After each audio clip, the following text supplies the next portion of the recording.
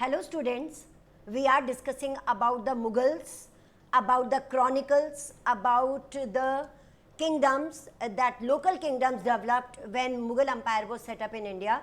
There were many local kingdoms, there were so many local kings, and a very grand empire was growing on between the 16th and 17th centuries, and we are discussing about the chronicles, about the written records, about the poets, about the writers, about the painters that belong to this period.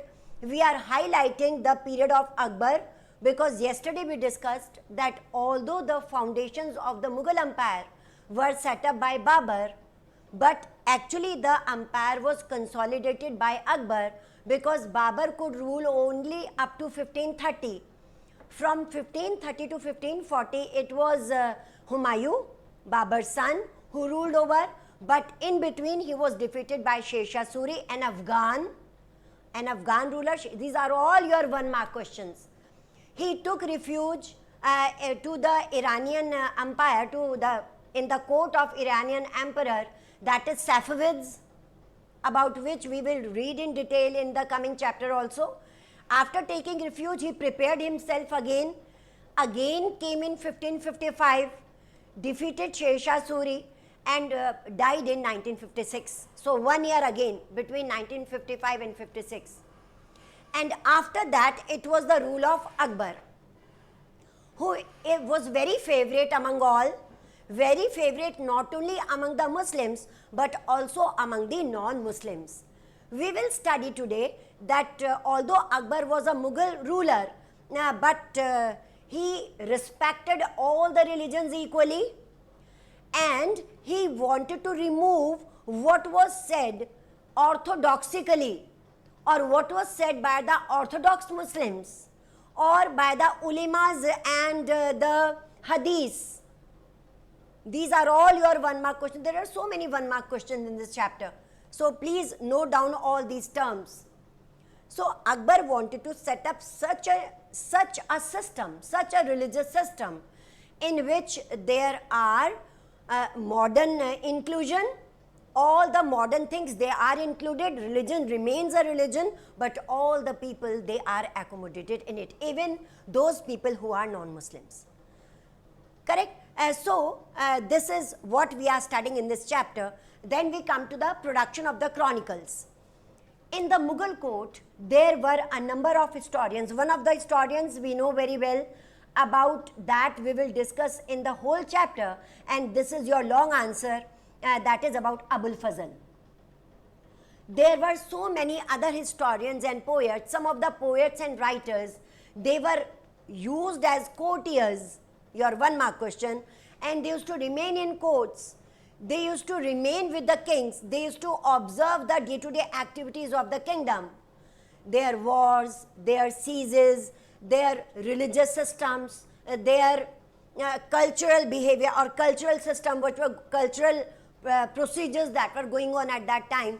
They used to observe all this, and there were certain titles that were given to the kings, like this Alamgir, that was given to Aurangzeb, because for the first time he brought the whole Deccan into the territory of India. There were other like Akbarnama, on which there is a literary work on Akbarnama. There is Shah Jahanama, and then Alamgir Nama. All these titles were given, and about them the books were written, the chronicles were written. Then from these languages, when we are talking about the literature, when we are talking about the writers, we have to talk about the languages also. In the North India, in the previous chapter, we have read about Hindavi. The Hindavi language, the language of the common people, was going on. Then we also read about the Persian language, because I told you at this time there were local kingdoms also, and the other languages, South Indian languages, because there were Jainas, there were Buddhists, there were Hindus, there were so many other, there were Zoroastrianism, that is the religion of Iran, Zoroastrians. So they had their own languages, but when in the Mughal court, the system of writing came up, Babur always supported Turkish because the origin was Turkish. So Turkish language, Babarnama was written in Turkish. All the memoirs, Babar's memories, the memoirs, they are written in Turkish. Akbar got it translated into Persian. And during the period of Akbar, Persian came to be known as the official language of the country, and he established Persian as it will be used for all the written activities. Persian language became the language not only for the courtiers, for the court writers, for the historians, but it also became the language of the clerks, the language of the economists, the language of the merchants. There were certain idioms, there were certain common words in the Persian language. So Persian came to be known as, even the Babarnama, the memoirs of Babar, they were translated into Persian just to highlight the Persian language. Gradually, when this Persian language became very common, it became the language of the elites, that is rich and educated people, elites.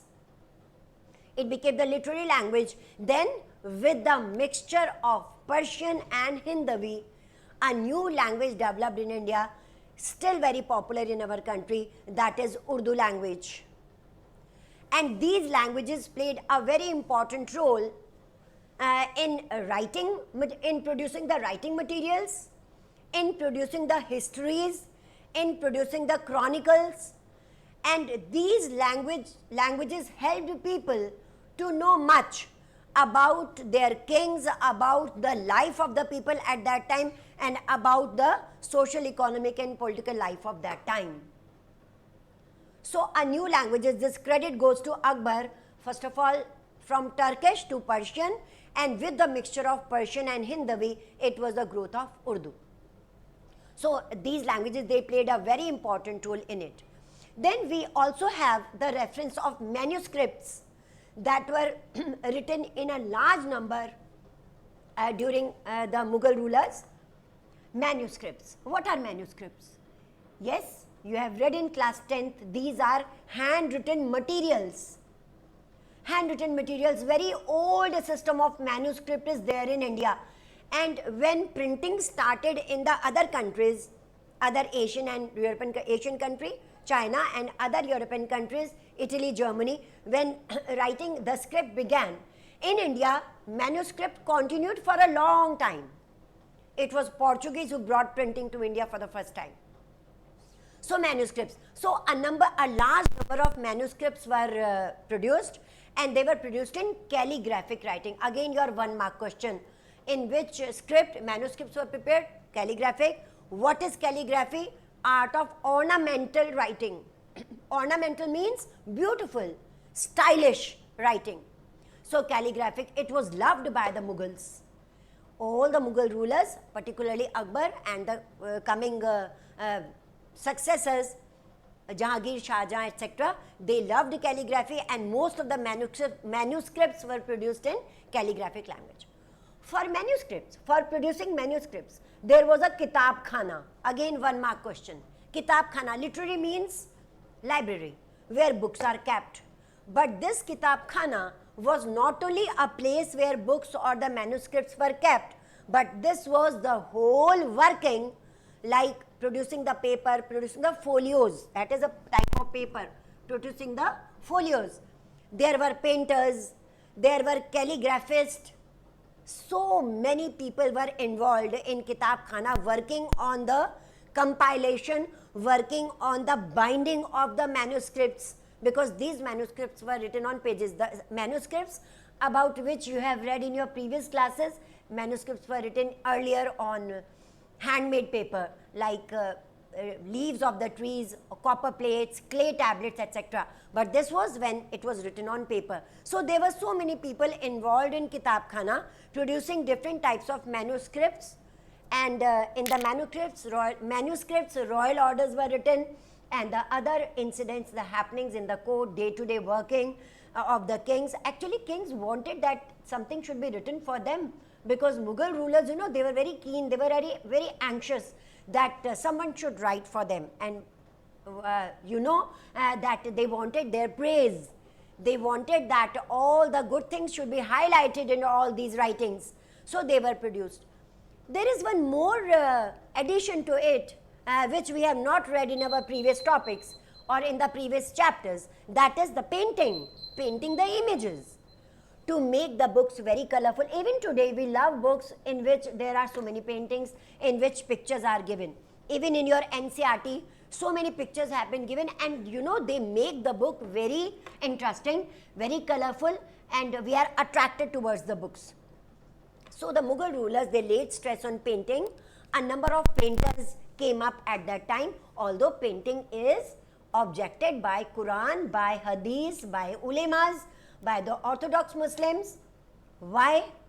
Because through the paintings, the Mughal rulers, they got their portraits prepared, they got different images, and Hadith and the Orthodox Muslims believe that this is the right only given to Allah, only given to God. But Akbar did not like it, and Akbar said, I dislike these people who oppose painting. Clearly it is written in your NCERT. And even Abul Fazl, who was a great court historian of these Mughals, particularly Akbar, he said that painting is a miracle, it is a magical art. It brings magic to the literature, and literature becomes very, very effective, and it becomes live actually. Live, as if we are watching everything, as if, for example, the wife of Humayun, Nadira, she is crossing a desert on a camel's back. It is painted. So we, when we see all this, when we look at these paintings, reading is something else. It's a hectic work. Then seeing the pictures, seeing the paintings, that is very easy, very soothing to the eyes. And also all the things, they become live before us. So there are certain very famous painters that were brought to India. Bizhad, we are very familiar about the name of Bizhad. Then there was some other, Abu Samad, very famous painter of that time. Mir Sayyid Ali, very famous painter of that time. So these were the painters who became very, these are all your 1 mark questions, students, so please note it down. So although painting was objected by the orthodoxy, but it continued and it did not lose its importance, and the aura of the Mughal Empire continued to be there. So tomorrow we will meet again with some new topics for you. Till then, you prepare your notes and note down all the 1 mark questions.